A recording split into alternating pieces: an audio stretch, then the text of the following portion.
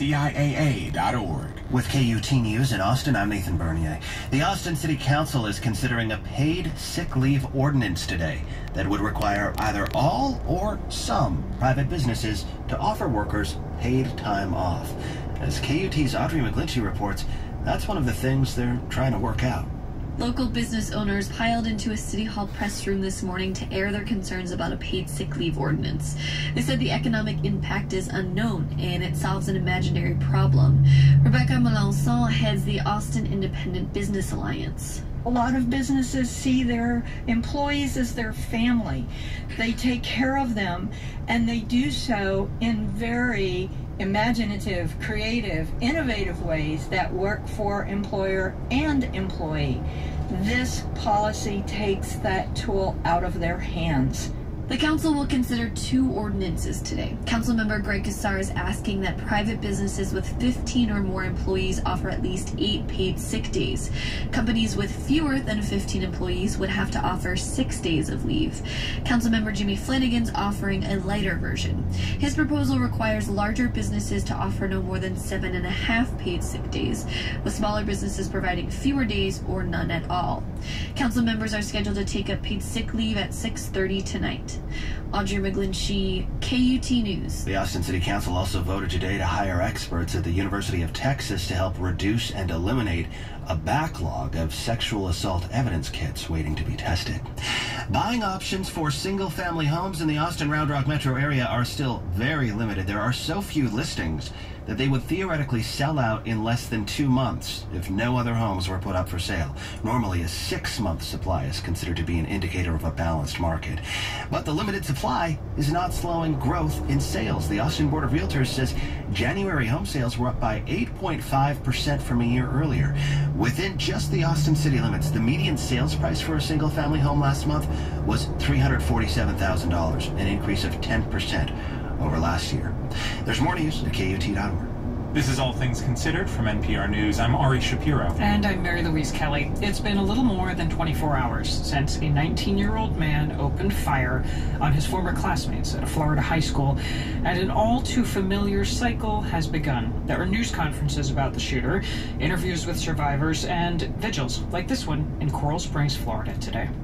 Lord, give them peace as they come to grips with this new reality, as they process the loss of so many of their precious kids and even their colleagues, as they have their own overwhelming moments of grief and anxiety and fear and sadness. In a moment, we'll hear how the weapon the killer used was the gun of choice in many recent mass shootings.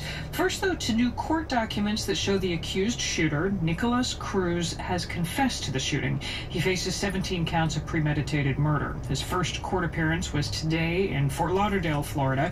NPR's Jeff Brady joins us from outside the Broward County Courthouse.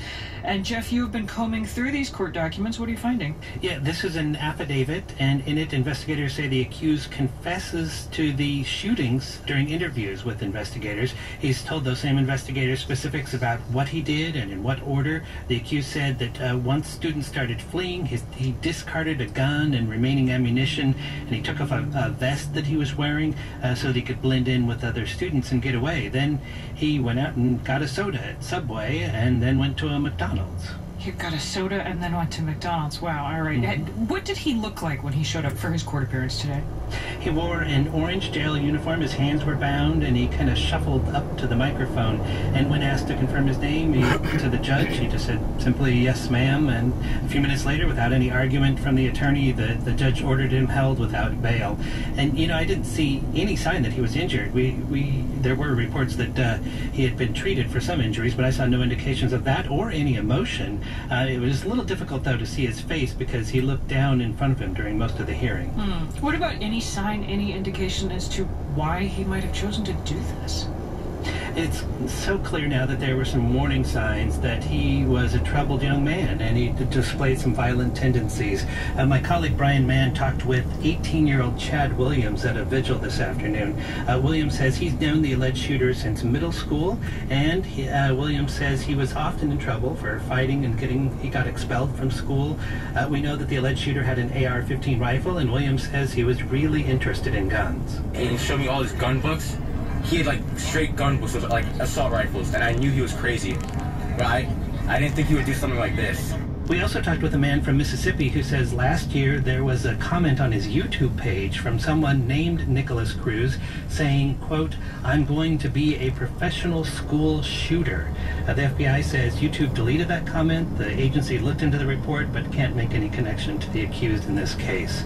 And authorities say they're continuing to talk with people who know the accused and look into his social media activity.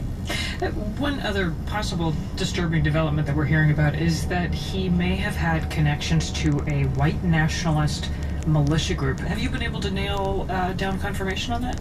It's a Tallahassee-based group called Republic of Florida. The leader of that group, Jordan Jerup, says Cruz participated in paramilitary drills, but investigators say they haven't confirmed that yet. And, you know, just the overall picture of this young man at the center of all this is still confusing. We know that he had a rough life. Both of his parents are dead. His father died when he was young, and his mother just about 4 months ago. We talked with attorney Jim Lewis, who's representing a family Cruz was staying with for the past 3 months, and he gives a different image of the accused. He was very respectful in terms of the family. He followed the rules of the household and was very appreciative of the home that this family gave him, because he didn't have one. Lewis says the 19-year-old was depressed, still grieving the loss of his mother, but the family didn't see any indications that he was violent. NPR's Jeff Brady reporting from outside the Broward County Courthouse in Fort Lauderdale. Jeff, thanks so much. Thank you. The weapon used in yesterday's shooting was an AR-15 rifle. And if that sounds familiar, that's because it's the same type of gun used to kill first graders and staff at Sandy Hook Elementary School. The San Bernardino shooters carried AR-15 style rifles. The man who killed 49 people at Pulse nightclub in Orlando used one too. And on the Las Vegas Strip, site of the deadliest mass shooting in modern U.S. history, among the weapons stockpiled was an AR-15. Why? Why is it the weapon of choice in so many of these shootings? Here to help answer that question is reporter Alon Stevens of KUT in Austin. He's part of NPR's criminal justice team. He's also former military, having served in the Coast Guard and Air Force. Hi, Alon. Hi, how you doing? I'm all right, thanks.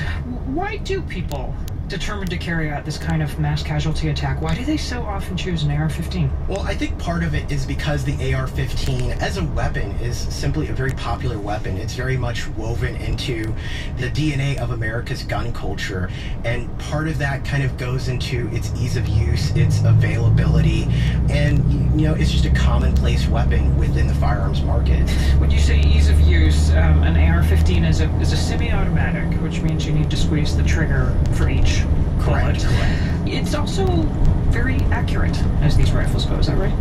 Yes. So it was developed in the 1950s. A lot of people feel that, you know, the AR stands for assault rifle or automatic rifle, but actually it stands for Armalite. That's the original company that developed it. Huh. And a variant of this rifle was chosen by the U.S. military and saw its first major scale deployment within the Vietnam War. And just like any weapon that's chosen by the military, there's a couple factors that have to be decided upon, and one of those is reliability, accuracy, and ease of use. You have to have people that are able to train with it and learn this weapon very readily, and that has trickle-down effect because all of those components kind of enter into the civilian market, and that's why the civilian market has a tendency to gravitate towards this rifle.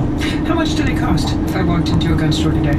One of the things that we have seen in recent years after the assault weapons ban ended in 2004 was this really huge explosion of these boutique kind of rifle companies that are producing these very high-end rifles that are very customizable. Some of those can, you know, range in the thousands of dollars, but on the lower end for a basic, very kind of skeletal rifle, you know, you could buy one for $800 at, you know, your regular sporting goods store.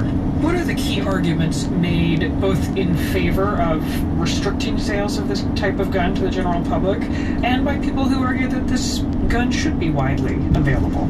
As far as restricting this, you know, a lot of people are pointing to the idea that, listen, these features, the vertical grip, the large capacity magazine, these are things that are too powerful for the civilian market to need for self-defense or hunting, and that these things should be limited.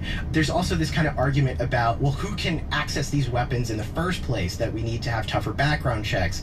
On the flip side of that argument, though, a lot of people say the AR-15 is no different than many other rifles out there, but doesn't have that kind of title of